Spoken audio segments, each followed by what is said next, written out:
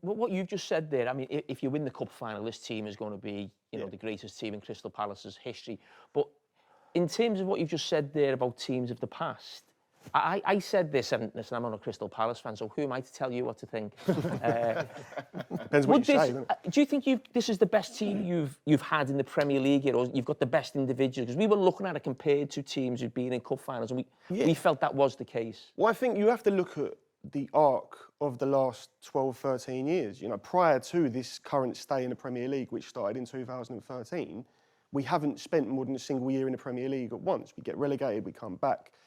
And, that leads to a higher level of player. But if you look through the team, Maxence Lacroix at the back, Mark Gay at the back, Dean Henderson, Daniel Munoz, Adam Wharton, Ebere Eze, Ismail Assar, John Philippe Mateta, these are good footballers. And they're hungry and they believe that they have the ability to do it. I think also it's something that inside the Palace bubble people are aware of. If you look back to last summer, you have Jefferson Lerma and Daniel Munoz in the Copa America final with Colombia. You had Mark Gay, Dean Henderson, Ebere Eze, etc. in the final of the Euros with England.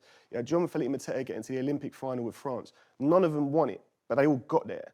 And that in itself is obviously not something you can necessarily associate with Crystal Palace. But I think this group genuinely believe they can do it and will have that desire to sort of push over the line. Obviously, Man City are a top side, and if they play to their full potential, we probably will lose. But it's certainly different from 16 because the squad is just better and the mentality is far stronger. Dan, I heard you on a podcast a few weeks ago that you'd been given an offer in the cup final to do something for TV. Yeah. And you weren't quite sure whether to stay with your mates in the crowd or do the TV.